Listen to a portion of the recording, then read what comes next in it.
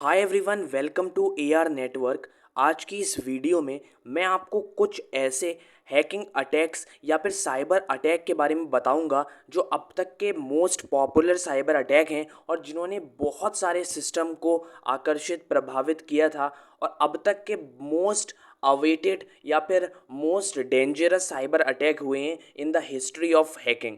तो चलिए वीडियो को स्टार्ट करते हैं और डिजिटल इलेक्ट्रॉनिक से कैसे ये रिलेटेड है वो भी मैं आपको बताता हूँ। तो चलिए वीडियो स्टार्ट करते हैं। फर्स्ट बहुत ही फेमस साइबर अटैक जो आता है वो है स्टक्स नेट। ये जो है इसका जो डेवलपमेंट है वो 2005 में स्टार्ट हो गया था, लेकिन जो इन्फोसेक कंपनी थी उन्होंने इसको डिटेक्ट 2010 में किया था। ये जो वायरस है या ये जो साइबर अटैक है इसमें हुआ क्या था, इसने पावरफुल कंप्यूटर जो कि यूएस और इसराइल के हैं इन्होंने इसको बनाया था ताकि वो ईरान की जो न्यूक्लियर प्रोग्राम है उसको टारगेट कर सके। इन्होंने इसको टारगेट भी इस वे में किया था कि उनका जो न्यूक्लियर प्रोग्राम है वो पूरी तरीके से क्रैश हो जाए और उसके अंदर वायरसेस आ जाएं ताकि उनको फ़ायदा पहुंचे और वो इस चीज़ का फ़ायदा उठा सकें और ईरान के जो सिस्टम है उसको हैक कर सकें, उसको डिस्ट्रॉय कर सकें, उसको एक्सेस गेन कर सकें।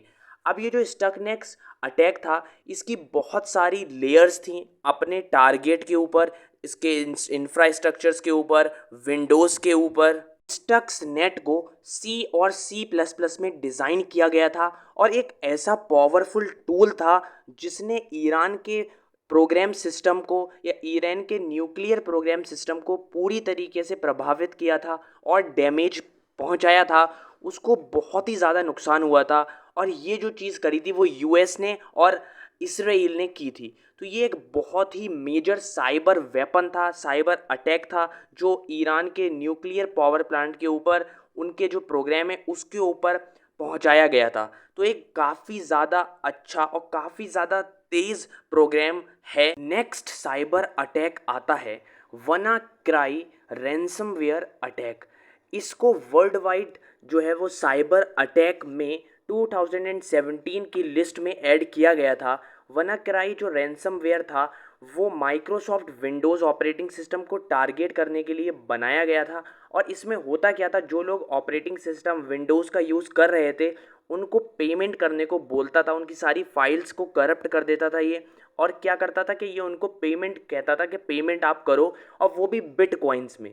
ये प्रोपिगेट किया गया था एटर्नल ब्लू के द्वारा, जिसको डेवलप किया गया था यूएस नेशनल सिक्योरिटी एजेंसी ने विंडोज़ सिस्टम के लिए। एटर्नल ब्लू एक स्टोल करता था, लीक करते थे ग्रुप ऑफ डेटा जिसको हम कहते हैं द शेडो ब्रोकर्स, जो कि एक मंथ प्रायर था अटैक का।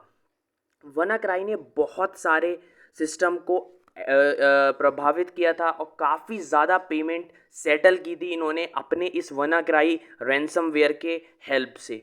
ये ऑपरेटिंग सिस्टम जो था वो विंडोज़ के लिए बेसिकली बनाया गया था और ये नॉर्थ कोरिया में ओरिजिन था इसका।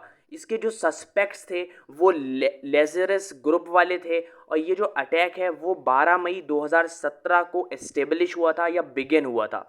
उसके तुरंत थोड़ी देर के बाद इसमें बहुत सारे रजिस्ट्रेशंस आने लगे थे और बहुत सारे पेमेंट सेटल होने लगे थे। तो काफ़ी ज़्यादा लोगों को इन्होंने बेवकूफ़ बनाया था और काफ़ी ज़्यादा पैसा इन्होंने ऐंठा था।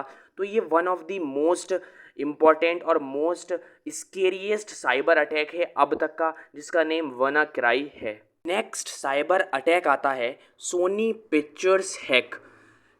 नवंबर 24, 2014 में एक हैकर ग्रुप जिसका नाम था गार्जियंस ऑफ पीस, उसने एक लीक किया था एक नोटिस जिसमें वो ये आइडेंटिफाई कर रहा था, ये कंसिडर कर रहा था कि उसने सोनी पिक्चर्स का जो कॉन्फिडेंशियल डेटा है, जो बहुत ही इम्पोर्टेंट डेटा है, उसको लीक कर दिया है। और वो जैसे कि पर्सनल डिटेल्स होती हैं, फैमिली मेम्बर्स की डिटेल्स होती हैं, ईमेल्स की डिटेल्स होती हैं, उन सबको उसने लीक कर दिया है और सोनी पिक्चर्स को इस वजह से वो ब्लैकमेल कर रहा था।